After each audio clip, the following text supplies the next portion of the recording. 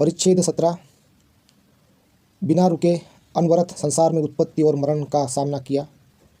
प्रथम प्रीतिवाक्य। सम्यक संबुद्ध। लोकोत्तर बुद्ध ज्ञान प्राप्ति के बाद, बुद्धत्व प्राप्ति के बाद संसार में के दुखों से मुक्त होने का दुर्लभ सम्यक संबोधि प्राप्त किया।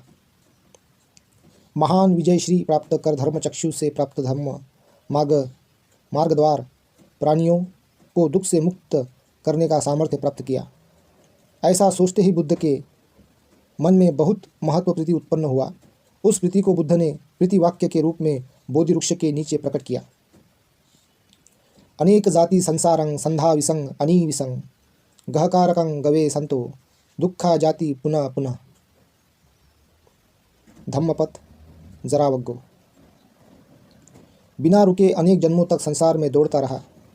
इस काया रूपी घर को बनाने वाले तृष्णा को खोजते पुनः दुखमय जीवन में पड़ता रहा। गहकारक दिट्ठोसी पुनंगेहन काहसी सव्वाते फासुका भग्गा गहंकुटं विसंखितं विसंखारंगतं चित्तं तन्हानं खय मज्जगा। धम्मपद जरावग्गो। बार बार उत्पन्न होना दुख है, इसलिए आत्मभाव नाम का घर बनाने वाला तृष्णा के नाम से जाना जाने वाला राजगीर खोजते हुए सत्य प्रत्यक्ष करने के लिए ज्ञान चक्षु प्राप्त करने की उम्मीद से इस संसार में पुनः घर बनाने वाला नहीं देखने से संसार में हजारों बार पैदा होकर दिन रात विचरण किया। है राजगीर आमंत्रित हो, है राजगीर अभी हमने तुमको देखा। आज के बाद भव संसार का घर बनाने का मौका तुमको नहीं मिलेगा। तुम्हारा क्लेश नाम का साथी ठाठ मंडई की को हमने नष्ट कर दिया है। अविद्या नाम के इस ठाठ को पूर्ण रूप से नष्ट कर दिया। हमारा चित्त निर्वाण की ओर चले गए और तृष्णा नष्ट करके अरहंत पद प्राप्त किया। अनेक जाति संसार गाथा बुद्ध का प्रथम प्रीतिवाक्य। उदान के नाम से धम्मपद अट्टकथा में उल्लेख मिलता है। अभिधम्म अट्टकथा में भी ऐसा लिखा हुआ है। अनेक जाति संसार गाथा बुद्धत्व प्राप्ति के प्रथम चरण में देशना करने के कारण मनसा चिंतिक देशना बुद्ध वचन के नाम से जाना जाता है। प्रथम सप्ताह। बुद्ध अपने प्रसन्न चित्त से ही चित्त के अंदर ही प्रथम प्रीतिवाक्य प्रकट किया। तत्पश्चात मन ही मन में सोचा कि सदा असंख्य कल्प लक्ष्य से ज़्यादा संसार में पैदा होकर उस बोधि पर्यक के लिए ही वीर्य किया है। इस स्थान पर मेरा विजय पर्यक है। चतुरांग वीर्य के माध्यम से इसी पर्यडक पर बैठकर बुद्धत्व प्राप्त किया है। उस पर्यक को बिल्कुल न छोड़कर उसी पर्यक से अरहंत फल समापत्ति को 100,000 लक्ष्य कोटि प्रकोटि बार समाधि सुख लेते हुए 1 सप्ताह तक का समय व्यतीत किया। सती अंत की रात्रि में प्रतित्य समुत्पाद अनुलोम रूप से चिंतन मनन किया। प्रत्यय से पटिच्च समुत्पाद उत्पत्ति होने से आगे बढ़ने का तरीका को स्मरण किया। तत्पश्चात आखिरी याम प्रहर में वीर्यवत ध्यान बड़ा पाप बाहर किया हुआ योगावचर को बोधि पाक्षिक धर्म चित्त में उत्पत्ति होने के क्षण में सभी शंका दूर होता है। यह भी अपने मुख से निकलने वाला प्रीतिवाक्य है। पुनः मध्यरात्रि पटिच्च समुत्पाद प्रतिलोम रूप से, अर्थात एक स्वभाव की उत्पत्ति नहीं होने से दूसरे स्वभाव की उत्पत्ति नहीं होती है। मध्यरात्रि के अवसान तक ऐसे ही चिंतन मनन किया। क्लेश नष्ट करने के लिए वीर्य के साथ ध्यान में संलग्न पाप से दूर रहने वाले योगी को बोधि पाक्षिक धर्म उत्पन्न होने से अविद्या आदि प्रत्ययों का क्षय होता है, जिससे ज्ञान चक्षु निर्वाण समापत्ति के लिए लक्ष्य होने के कारण उसी से चित्त का पूर्ण रूप से शंका दूर होता है। यह बुद्ध के मुख से निकला हुआ दूसरा प्रीतिवाक्य है। रात्रि के तीसरे याम वेला में बुद्ध पटिच्च समुत्पाद अनुलोम प्रतिलोम दोनों तरह से चिंतन मनन किया। उसके साथ ही क्लेश नष्ट करने, वीर्य से परिपूर्ण ध्यान करने वाला, पाप कर्मों से दूर रहने वाला योगी अपने चित्त के अंदर बोधि पाक्षिक धर्म उत्पन्न होते ही अंधकार दूर करके आसमान को प्रकाश देने वाला सूर्य जैसे सभी मार सेना को पराजित किया कहकर तीसरा प्रीतिवाक्य अपने मुख से प्रकट किया। यमक प्रातिहारी। एक नासिका से जल धारा और दूसरे नासिका से अग्नि धारा निकलना यमक प्रातिहारी है। बुद्धत्व प्राप्ति के बाद भी बुद्ध अपना वज्रासन 1 सप्ताह तक नहीं छोड़ने से कुछ देवतागण शंका करना शुरू कर दिए, जिससे देवता लोग सोचे कि सिद्धार्थ बोधिसत्व का काम अभी पूरा नहीं हुआ है, नहीं तो वज्रासन के लोभ में बैठ गया है। दूसरा सप्ताह। बोधि वृक्ष के नीचे 1 सप्ताह बीतने के बाद बुद्ध ने सोचा, बुद्धत्व प्राप्ति के समय मेरे लिए सुख दुख सब कुछ के लिए इस महावृक्ष ने शरण दिया। यह कोई साधारण बात नहीं है। दुनिया के बहुत से लोग कृतज्ञता प्रकट नहीं करते हैं, बल्कि देरी से करते हैं, जबकि हमारे जैसा बुद्ध पुरुष का कर्तव्य है कि इस बोधि वृक्ष की कृतज्ञता प्रकट करना। ऐसा सोचकर बोधि वृक्ष से थोड़ी दूर जाकर वगैरह पलक झपकाए 1 सप्ताह समापत्ति से अनिमिषं लोचन पूजा की है। वर्तमान समय में बोधगया पुनः भूमि मुख्य बुद्ध विहार के सामने अनिमिषं लोचन स्तूप देखने को मिलता है। तीसरा सप्ताह। तत्पश्चात बोधि पर्यक से हटकर पूर्व दिशा की ओर मुख करके चक्रमण किया। इस क्रम से 1 सप्ताह तक अपने अवबोध किए हुए धर्म का अवलोकन करते हुए समय व्यतीत किया। उस स्थान को चक्रमण स्थान के नाम से जाना जाता है। राजा धर्मशोक के समय में उसी स्थान पर बुद्ध का भी पाद लक्षण के साथ पत्थर का चिन्ह बनाकर रखा है। वह स्थान जमीन से लगे होने के कारण श्रद्धालु लोग पूजा नहीं करते थे। वर्तमान समय में बोधगया मंदिर प्रबंध समिति उस स्थान पर एक वेदिका का स्वरूप देखकर बुद्ध के श्रीपाद लक्षण के स्थान पर पत्थर पर कमल के फूल का चिन्ह लगा दिया है। अब इस स्थान पर फूल पानी वस्त्र जैसे सामानों से पूजा होती है। उसको रत्न चक्रमण चैत्य कहते हैं। चौथा सप्ताह में बोधि राजा के समीप पश्चिमोत्तर स्थान पर स्वर्ण गृह में विराजमान होकर धर्म का अवलोकन किया। उस स्थान पर शील संदीपक, विनय पिटक, समाधि संक्षिपक, सूत्र पिटक, प्रज्ञा संदीपक, अनंतम नय से युक्त अभिधर्म पिटक का स्मरण किया। इन सबको मिलाकर एक नाम देता है। बौद्ध धर्म में उसका नाम अनंत नय समंत पट्ठान है।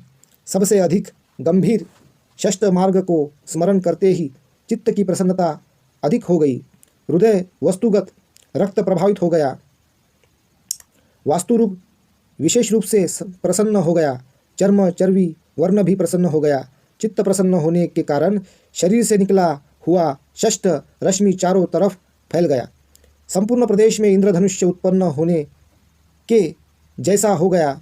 सूर्य चंद्र के आलोक से भी अधिक आलोक उत्पन्न हुआ। 5वां सप्ताह। बुद्धत्व प्राप्ति के बाद 5 सप्ताह बीत गया। उक्त क्रम से स्वर्ण गृह से निकलकर बोधि राजा के नज़दीक एक विशाल बरगद का वृक्ष था। उस बरगद वृक्ष को अजपाल के नाम से जाना जाता था। उस अजपाल वृक्ष के नीचे विमुक्ति सुख लाभ प्राप्त करते हुए 1 सप्ताह का समय व्यतीत किया। उस समय बुद्ध से पहले के परिचित निहुम्क ब्राह्मण पुनः आकर पूछा, भगवान किन किन कारणों से सच्चा ब्राह्मण होता है? ब्राह्मण धर्म आपके अनुसार क्या है? ऐसा प्रश्न पूछा। बुद्ध ने उत्तर दिया, पाप से दूर रहना, मान अहंकार जैसे कार्यों से दूसरों को नीचा नहीं दिखाना, क्लेश गंदगी नहीं होना, क्लेशों से चित्त की सुरक्षा करना, 4 आर्य सत्य के मार्ग से निर्वाण को प्राप्त करना, ब्रह्मचर्य मार्ग के अनुसार जीवन व्यतीत करना, यही सच्चे ब्राह्मण का लक्षण है। संसार में किसी भी कारण राग द्वेष मोह मान कुदृष्टि आदि नहीं रखने वाला व्यक्ति हमारे धर्म के हिसाब से ब्राह्मण के नाम से जाना जाता है।